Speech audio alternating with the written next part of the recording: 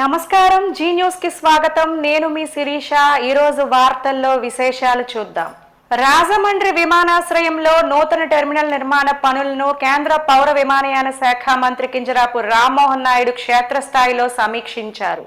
విమానాశ్రయానికి చేరుకున్న మంత్రి తొలుత విమానాశ్రయ అధికారులు, ఎయిర్పోర్ట్ అథారిటీ అధికారులతో సమీక్షను నిర్వహించారు. ఈ కార్యక్రమంలో స్థానిక ఎమ్మెల్యేలు బలరామకృష్ణ, ఆదిరెడ్డి వాసులు పాల్గొన్నారు. విమానాశ్రయంలో జరుగుతున్న టెర్మినల్ అభివృద్ధి పనులను ప్రత్యక్షంగా క్షేత్రస్థాయిలో సమీక్షించి టెర్మినల్ భవనం నిర్మాణాన్ని పరిశీలించారు. పనులను వేగవంతం చేసి మార్చి 31న పూర్తి చేయాలని అధికారులు కాంట్రాక్ట్ సంస్థకు ఆదేశాలు జారీ చేశారు. తరువాత విమానాశ్రయ ప్రాంగణంలో ఏక్ పెడ్ మాకే నామ్సే కార్యక్రమంలో భాగంగా విమానాశ్రయ ఆవరణంలో మొక్కలను నాటారు. రాబోయే గోదావరి పుష్కరాలను దృష్టిలో ఉంచుకొని రాజమహేంద్రవరం సాంస్కృతిక వారసత్వాన్ని ప్రతిబింబించేలా విమానాశ్రయాన్ని తీర్చిదిద్దుతామని తెలిపారు. ముఖ్యమంత్రి నారా చంద్రబాబు నాయుడు దార్శనికతకు అనుగుణంగా గోదావరి ప్రాంత ప్రజలకు గేట్ వేగా మారేలా ఈ విమానాశ్రయం అభివృద్ధి చెందుతుందని పేర్కొన్నారు. ప్రాంతీయ కనెక్టివిటీ, పర్యాటకం, ఆర్థిక వృద్ధికి ఇది మరింత దోహదపడుతుందని అన్నారు. త్వరలో మరిన్ని సర్వీసులను కూడా రాజమండ్రికి చేరువ చేస్తామని స్పష్టం చేశారు.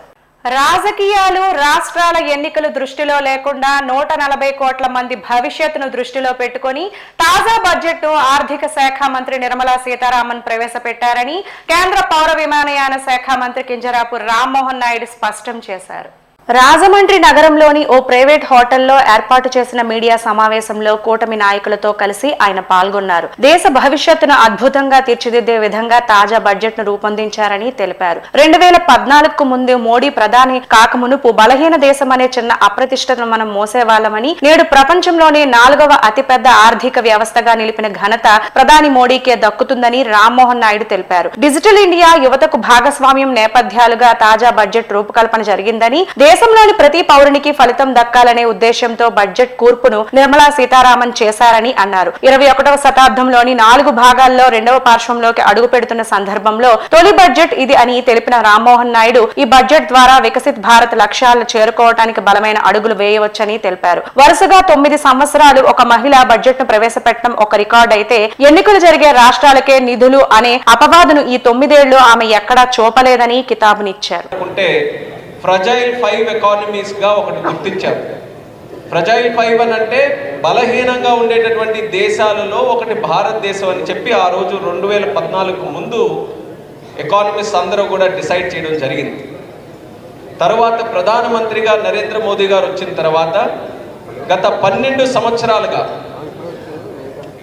Corruption free government, scams free government, accountability, ట్రాన్స్పరెన్సీని ప్రమోట్ చేసుకుంటూ, డిజిటల్ ఇండియాకి పునాదులు వేసుకుంటూ, స్టార్టప్ ఇండియాకి, మ్యానుఫ్యాక్చరింగ్కి పునాదులు వేస్తూ, జిఎస్టీ రిఫార్మ్స్ తీసుకొని వస్తూ, ఒక ఇంక్లూజివ్ గవర్నెన్స్ అంటే కేంద్ర ప్రభుత్వం ఏదైనా నిర్ణయాలు తీసుకున్నాయంటే ఒక 10%, 20%, 30% ప్రజానికానికే కాకుండా దేశంలో ఉన్నటువంటి ప్రతి ఒక్క పౌరుడికి కూడా ఆ బడ్జెట్ తాలూకా ప్రభావం అందాలనే ఆలోచనతో గత 12 సంవత్సరాలు పెరగనటువంటి ఒక శ్రమతో కృషి చేసినటువంటి ప్రధానమంత్రి గారి తాలూకా విజన్ వల్ల ఫ్రజైల్ 5 అంటే బలహీనంగా ఉన్నటువంటి ఒక 5 ఎకానమీస్ నుంచి ఈరోజు మళ్ళీ అదే ప్రపంచం 4వ అత్యధిక ఆర్థిక శక్తిగా ఈరోజు భారతదేశం గుర్తిస్తుందనంటే అది మన అందరికీ కూడా చాలా గర్వకారణం. ఆ క్రెడిట్ కూడా ప్రధానమంత్రి నరేంద్ర మోదీ గారికి దక్కుతుందని తెలియజేస్తున్నాను. ఈ 12 సంవత్సరాలు జరిగినటువంటి ఈ రిఫార్మ్స్ వల్ల ఈ స్టేజ్కి వచ్చిన తర్వాత ఇప్పుడు ఏం చేయాలి? ఈ 2026వ సంవత్సరం దీని తాలూకా ఒక విశిష్టత ఏంటంటే 21వ శతాబ్దంలో 2వ క్వార్టర్ రాజకీయ ప్రయోజనాల కోసం కోట్లాది మంది భక్తుల ఆరాధ్య దైవం శ్రీ వెంకటేశ్వర స్వామిని, పవిత్రమైన తిరుమల లడ్డు ప్రసాదాన్ని చంద్రబాబు నాయుడు వాడుకోవడం అత్యంత దుర్మార్గమని వైఎస్ఆర్సీపీ రాష్ట్ర క్రమశిక్షణ కమిటీ సభ్యురాలు, మాజీ ఎమ్మెల్యే శ్రీమతి రెడ్డి శాంతి తెలిపారు. తిరుమల లడ్డు తయారీలో జంతువుల కొవ్వు, పంది కొవ్వు, గొడ్డు మాంసం కలిశాయని ముఖ్యమంత్రి హోదాలో ఉండి చంద్రబాబు చేసిన వ్యాఖ్యలు కోట్లాది మంది భక్తుల హృదయాలను గాయపరిచాయి. కేవలం రాజకీయ ఉనికి కోసం దేవుడిని అడ్డం పెట్టుకుని ఇటువంటి నీచమైన ఆరోపణలు చేయడం ఆయన దుర్మార్గపు ఆలోచనలకు పరాకాష్ట. లడ్డు ప్రసాదంలో ఎటువంటి జంతువుల కొవ్వు లేదని దేశంలోనే ప్రతిష్టాత్మక సంస్థలైన ఎన్డీఆర్ఐ, ఎన్డీడీబీ ల్యాబ్ నివేదికలు స్పష్టం చేశాయి. నిజం నిప్పులాంటిదని తేలిన తరువాత కూడా చంద్రబాబు తన తప్పును ఒప్పుకోకుండా ప్రజలను తప్పుతోవ పట్టించి తొలగించడానికి ప్రయత్నిస్తున్నారు. నివేదికలు వచ్చిన తర్వాత భక్తులందరూ చంద్రబాబు తీరును చూసి చేదరించుకుంటున్నారు. చంద్రబాబు చేసిన అబద్ధపు ప్రచారానికి భక్తులకు క్షమాపణ చెప్పాల్సింది పోయి సుప్రీంకోర్టు ఆదేశాలతో జరిగిన దర్యాప్తును నివేదికలు ఇచ్చిన సంస్థలను చంద్రబాబు విమర్శించడం హాస్యాస్పదం. ప్రశ్నిస్తున్న వైఎస్ఆర్సీపీ నాయకులు ఇళ్లను తగలబెట్టడం, దాడులు చేయడం ద్వారా భయానక వాతావరణం సృష్టిస్తున్నారని అన్నారు. జంతువుల కొవ్వు లేదని తేలిపోవడంతో ఇప్పుడు బాత్రూమ్ క్లీన్ చేసే యాసిడ్స్ వాడారంటూ మరో కొత్త అబద్ధానికి తెరలేపారు. ఏడాదిన్నరగా ఒక అబద్ధ ప్రచారం చేసి ఇది విఫలమవగానే మాట తప్పడం చంద్రబాబు నైజమని, భక్తుల విశ్వాసం ఒక వస్తువు కాదు, అది కోట్లాది మంది భావోద్వేగం అనే ఇంకిత జ్ఞానం కూడా చంద్రబాబుకు లేదన్నారు. చంద్రబాబు చేసిన అసత్య ప్రచారాల వల్ల ప్రపంచవ్యాప్తంగా తిరుమల ప్రతిష్టకు భంగం కలిగిందని, హిందూ ధర్మ పరిరక్షణ గురించి మాట్లాడే పవన్ కళ్యాణ్ చంద్రబాబు అబద్ధాలకు ఎందుకు మద్దతిస్తున్నారో సమాధానం చెప్పాలని, రాజకీయ లాభం కోసం దేవుణ్ణి వాడుకునే హక్కు ఏ పార్టీకి లేదని తెలిపారు. శ్రీకాకుళం జిల్లా మందస మండలం బాలిగాం గ్రామంలో అర్ధరాత్రి దొంగలు హల్చల్ చేశారు. కిల్లి వెంకట్రావు, దుర్యోధన, భుజంగరావు, శారద మరియు బెందాలం ఉమా మొత్తం 5 ఇళ్లలో దొంగతనాలు జరిగాయి. బీరువాలు బద్దలుగొట్టి మొత్తం 15 తులాల బంగారం, 3 కేజీల వెండి, ₹1,00,000 నగదు పోయినట్టుగా బాధితులు చెప్తున్నారు. మందస పోలీసులు కేసు నమోదు చేసి దర్యాప్తు చేస్తున్నారు. వాళ్ళు ఉంటారు, ఎస్కోట్లో పెద్దత్తమ్మ గారు వాళ్ళు ఉంటారు. అంటే ఒక ఇంటికి 2 అలా అన్నమాట. కాకపోతే ఇలా జరిగిందనే విషయం మాకు కూడా ఏంటి సార్ వెండి సామాన్లు ఒక 3 కిలోలు ఇలా ఉంటుంది. 3 కేజీలు రీసెంట్గా ఇప్పుడు అయ్యి ఒక 2-3 ఇయర్స్ అవుతుంది గృహప్రవేశం జరిగి. అదే అన్నదాతకు ఆలంబన, భూమికి రక్షణ, రాజముద్రతో పాస్ పుస్తకాల్ని గౌరవ రాష్ట్ర వ్యవసాయ శాఖ మంత్రి కింజరాపు అచ్చెన్నాయుడు అన్నారు. శనివారం నందిగాం మండలంలో మంత్రివర్యులు పర్యటించారు. తొలుత పలు అభివృద్ధి కార్యక్రమాలకు శంకుస్థాపన, ప్రారంభోత్సవం చేశారు. బెజ్జపల్లి, పోతులూరు అభివృద్ధి పనులకు శ్రీకారం చుట్టారు. నందిగాం మండలం చిన్నతామరాపల్లిలో రైతులకు పట్టాదార్ పాస్ పుస్తకాల పంపిణీ చేశారు. ఈ సందర్భంగా మాట్లాడుతూ గత వైకాపా హయాంలో జగనన్న శాశ్వత భూహక్కు, భూరక్షణ పథకం పేరుతో గ్రామాల్లో రీసర్వే నిర్వహించి భూహక్కు పత్రాలను తప్పులు తడకగా ముద్రించారని విమర్శించారు. దీంతో రైతులు తీవ్ర ఇబ్బందులు ఎదుర్కొన్నారని పేర్కొన్నారు. సర్వే పాస్ పుస్తకాలపై జగన్ ఫోటోలను ముద్రించి భూములను లాక్కునే ప్రయత్నం చేశారని మండిపడ్డారు. కూటమి ప్రభుత్వం అధికారంలోకి వచ్చిన తరువాత రాజముద్రతో పాస్ పుస్తకాలను అందించడంతో రైతులు సంతోషం వ్యక్తం చేస్తున్నారని తెలిపారు. గత ప్రభుత్వ హయాంలో పబ్లిసిటీ పిచ్చితో పట్టాదారు పాస్ పుస్తకాలపై జగన్ ఫోటోను ముద్రించారని విమర్శించారు. భూములు రీసర్వే పూర్తయిన గ్రామాల్లో ప్రభుత్వం కొత్త పట్టాదారు పాస్ పుస్తకాల పంపిణీని చేపట్టిందని తెలిపారు. తప్పులను సరిదిద్ది ప్రజలకు భూ వివాదాలు లేకుండా చేయడమే ప్రభుత్వ ప్రథమ కర్తవ్యమని తెలిపారు.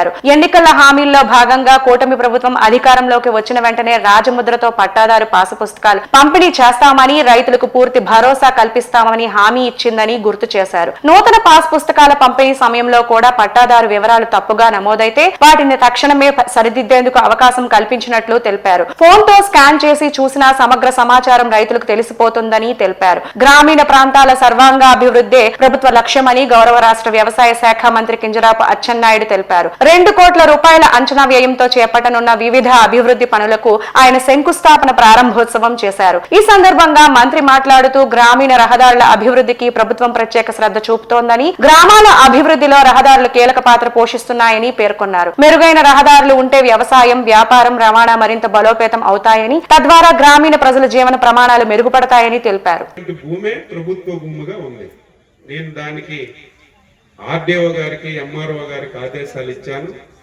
ఇమీడియట్ గా మీ గ్రామమే కాదు, గ్రామాల్లో ఇటువంటి భూములు ఏమున్నా సరే ఎవడైతే ఆక్యుపై చేసుకుని ఉన్నారో, ఎవరి ఆధీనంలో ఉందో అవన్నీ తయారు చేసి నేనే అసైన్మెంట్ కమిటీ చైర్మన్ గా ఒక మీటింగ్ పెట్టి దానికి కూడా క్లియర్ చేసి ఆ భూమికి కూడా పట్టాదారు పాస్ పుస్తకాలు ఇచ్చే కార్యక్రమానికి శ్రీకారం చుడుతున్నామని ఈ సందర్భంగా మీ అందరికి తెలియజేస్తున్నాను. ఈ దెబ్బతో ఎక్కడ కూడా భూ సమస్యలు ఉండవు. ఇది ఒక్క ఊరికే కాదు, నెక్స్ట్ 15 ఊర్లు, ఆ తర్వాత 15 ఊర్లు, ఒక సంవత్సరంలో మొత్తం అన్ని గ్రామాల్లో ఈ సమస్యకి శాశ్వతంగా పరిష్కారం చూపుతామని ఈ సందర్భంగా మీ అందరికీ తెలియజేస్తున్నాను. ఈరోజు మీ గ్రామానికి చాలా రోజుల తర్వాత వచ్చాను. 18 మాసాలు అయింది. మీ అందరి అభిమానంతో అధికారంలోకి వచ్చాం. ఆ రోజు చాలా మంది మేము చెప్పిన మాటలు కూడా నమ్మలేదు. ఆ రోజు ఉన్నటువంటి ప్రభుత్వం చాలా మభ్యపెట్టింది. 10వ తరగతి వార్షిక పరీక్షల్లో జిల్లా 100% ఉత్తీర్ణత సాధించడమే లక్ష్యంగా ఉపాధ్యాయులు అంకిత భావంతో పనిచేయాలని జిల్లా కలెక్టర్ స్వప్నిల్ దినకర్ పుణ్కర్ పిలుపునిచ్చారు.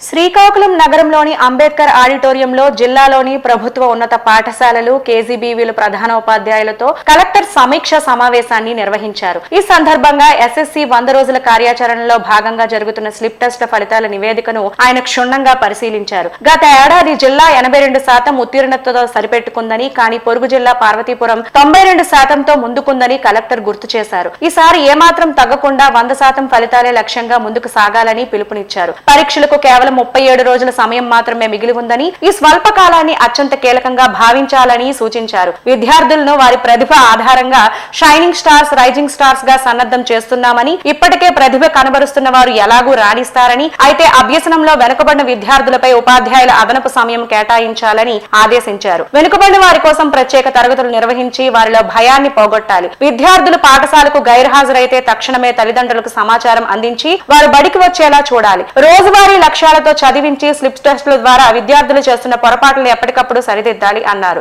ఈ ఏడాది మీ కష్టానికి ప్రతిఫలం దక్కే సమయం ఆసన్నమైంది. విద్యార్థుల ఉజ్వల భవిష్యత్తు 10వ తరగతి ఫలితాల నుండే ప్రారంభమవుతుందని కలెక్టర్ పేర్కొన్నారు. ఉపాధ్యాయులు అడిగిన పలు సందేహాలకు ఆయన సమాధానమిచ్చారు. ఈ సమావేశంలో జిల్లా విద్యాశాఖ అధికారి ఏ Ravibabu, Samagra Shiksha PO Venugopala Rao, social welfare district coordinator Yashodalakshmi, deputy DEO R Vijay Kumari, జిల్లాలోని ఆయా పాఠశాల నుండి ప్రధానోపాధ్యాయులు తదితరులు పాల్గొన్నారు. 8 to 11 వచ్చిన వాళ్ళు మరొక గ్రూప్ సార్. ఇది బోత్ ఆర్ రైజింగ్ స్టార్స్. అంటే 8 to 11 వచ్చిన వాళ్ళు పాస్ అవుతారు సార్. 35 to 40 వరకు 50 వరకు రావచ్చు. 0 to 7 వచ్చిన వాళ్ళు బిలో యావరేజ్ సార్, అంటే డి గ్రేడ్ సార్. ఇంకా బాగా కష్టపడండి. My main concern is exam కాదు, ఇప్పుడే క్లాస్ కి రాకుండా ఎవరు ఉన్నారు అది మనం క్లాస్ కి తీసుకురావాలి at any cost. That should be your first thing. And finally, that student has to come on the day of final exam and he or she has to write the exam. వాళ్ళు exam రాయకపోతే అప్పుడు మనకు తెలియదు నిజంగా ఫెయిలియరా లేకపోతే success అనేది తెలియదు. That should be your main thing now here on earth. Obviously మన కింద పాతపట్నం నియోజకవర్గం హిరమండలం మండలం దాసుమాన్గూడ గ్రామంలో నిర్వహించిన ట్రైబల్ బదరన్ అసెంబ్లీ కార్యక్రమంలో స్థానిక శాసనసభ్యులు మామిడి గోవిందరావు ముఖ్య అతిథిగా పాల్గొన్నారు.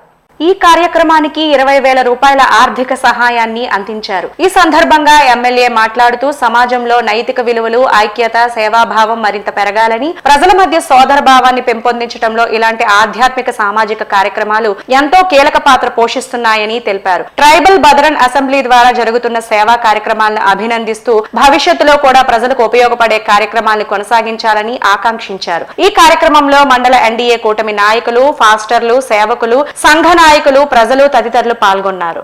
జగత్తును మేల్కొల్పే శ్రీ సూర్యనారాయణ స్వామి వారి ఆలయంలో భాను సప్తమి సందర్భంగా ప్రత్యేక పూజలు, అభిషేకాలు, అర్చనలు ఘనంగా నిర్వహించారు. తెలుగు రాష్ట్రాల నుండి భాను సప్తమి సందర్భంగా వేలాది మంది భక్తులు తరలివచ్చి స్వామివారిని దర్శించుకున్నారు. ఆలయ అధికారులు భక్తులకు ఎటువంటి ఇబ్బందులు లేకుండా అన్ని రకాల ఏర్పాట్లు చేశారు. ఉత్తరాంధ్ర జిల్లాల నుండి భారీగా భక్తులు, పలువురు ప్రముఖులు తరలివచ్చి స్వామివారి దర్శనాన్ని చేసుకున్నారు. అనపర్తి తూర్పుగోదావరి జిల్లా అనపర్తి గ్రామం నుంచి వచ్చామండి. పొద్దున్న కోనేరులోకి వెళ్ళి పాలు కంట కడుక్కుని 6 గంటల సమయంలో దర్శనంలోకి వెళ్ళామండి. సుమారు 2 గంటల దర్శనం అయిందండి. అయిన తర్వాత లోపల సౌకర్యాలు అన్నీ దర్శనం అయిన తర్వాత మళ్ళీ శూన్యావసరానికి వెళ్ళామండి.